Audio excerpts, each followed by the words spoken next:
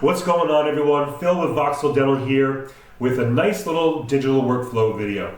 So this video is going to show the replacement of old amalgams to a 3D printed onlay. Everything's going to be scanned with the iTero Lumina, designed in exocad, and printed on the SprintRay Midas. And the kicker is, I'm the patient. Dr. Dave Christensen is the one doing the work. Dr. Christensen practices in Wally, New Jersey, and is an expert in all things digital.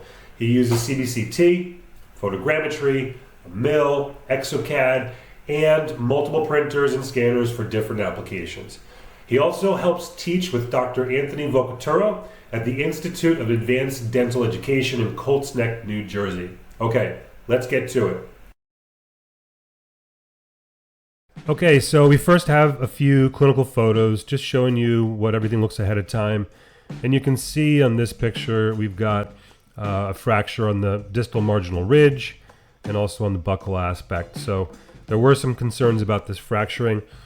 So it went from an inlay to an onlay to help protect that. And then you can also see a photo from the occlusal view. Here I am getting numb with an awesome piece of spit you can see there. And then while I was getting numb, we took some pre-prep scans, upper, low, and bite records using the iTero Lumina. Now a little bit of the prep. And continuing to contour everything nicely, and then with some finishing touches. After that, we're going to take a post-prep scan using the iTero Lumina as well, of course. And we could have cut the pre-prep tooth out in the software and then simply scan the post-prep tooth. We just didn't do that in this video, but you can definitely do that here. But a real nice feature is showing the ability to capture clinical photos right from the Lumina scan. I'm going to stop this for a second. You can see in the upper right, that's actually NIRI, software feature for interproximal caries, and then in the lower right is actual clinical photos. So you can actually take a scan of the entire mouth and then walk the patient around all of their clinical photos. Also, you can use those intraoral photos for insurance purposes. No need to grab a camera or anything like that. You can just grab the photos right from the actual scan, like you can see here. You can also grab screenshots and draw on them with arrows, circles, writing, whatever you want. Everything's stored in the patient record. So we've exported our STL file from iTero, and now we are finishing the design in exocad. And this is a full version of exocad, and you can see we're going to finish the design and then export this file out to send to the SprintRay.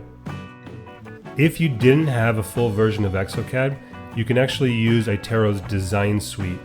And that software is going to allow you to do a design, a crown design, inlay, onlay, directly in the iTero software. And from there, you can send it directly to the SprintRay software to begin your print. Okay, so back to our case. We are now uploading the STL file that we exported from exocad and uploading it into the SprintRay software. Here we're going to select onlay, and then also select the type of resin that we're using, which is going to be Crown HT, which is a high translucency resin, which has around 63% ceramic filler. The software automatically generates your supports, but if you wanted to customize it and change the angle, you can certainly do that, as you can see here. And we're sending it to the printer now, and we select our Midas. So with each cartridge, you can print one crown, 2, maybe 3 inlays, onlays, or veneers, depending on their size. And there's 3 slots on the printer, so you can actually print 3 cartridges simultaneously. We first need to prime the cartridge, and we're just mixing up the resin, getting it nice and fluid and ready to print. Next, we scan the cartridge, making sure that the resin that we chose in the software matches the resin that we're actually putting on the printer itself. And you can see here, we've got approximately a 7.5 minute print. All right. So once it's finished printing, we're taking it off the printer and removing the print from the cartridge. All right, so there's our print. And it still has a bunch of uncured resin on there, so we're going to clean it off with a paper towel as much as possible. And then we're going to use some air to remove as much of that uncured resin as possible. Right? We don't want to put this in a typical alcohol wash. This type of resin is very sensitive to alcohol, so we really want to just blow off as much resin as possible. And then you'll see we're going to use a little micro brush dipped in alcohol to remove the rest of that resin from the intaglio surface and any other area. So here we are cutting off all of the supports. And now this is where we're using that micro brush that's dipped in alcohol. And we're going to get off as much of that uncured resin as possible. So this next step is colloquially called candy coating. It's not a standard protocol, but you will see it a lot, and it acts as a glaze. You're going to take a little bit of the native resin from the cartridge, and you're just going to paint on a very, very thin layer. We're going to do a quick light cure just to kind of make sure that's set. Next step, we're going to pop it into the nano cure, and it's going to be a 10-minute cure. And then we're also going to drop it into some glycerin.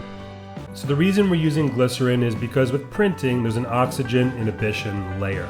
So dropping it in glycerin and doing a second cure for about half the time will remove that oxygen inhibition layer. And your prints will be more resistant, more biocompatible, and a little stronger. A little sandblasting freshens up the surface to allow the bonding material to penetrate properly. And then next step is we're going to use some monobond, which is a type of silane. And then next step after this, we're actually going to use adhes. So you can see the variolink, that's the actual the cement. But what we're actually doing right now is using the adhes, which is a universal bonding agent. And then in the mouth, we're going to first add etch with an awesome view of my nose hair. And then next step, which some do, this is a gluma, so that's going to help decrease sensitivity. And then also the adhes bonding agent, which you're going to do a little light cure, and you can also do it a second time if you wanted to. And the last step is we're going to add the variolink, the resin cement.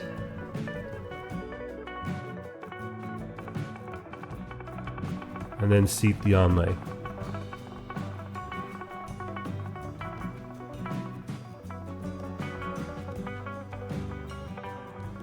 So now he's just poking around and getting rid of all that extra cement. Checking the contacts with floss, and no, that's not more of my spit, that's actually a piece of floss. And some final polishing to make it look nice and pretty. And the big before and after reveal. Everything looks good, looks nice and pretty, feels good in the mouth, margins look great. We're a happy guy.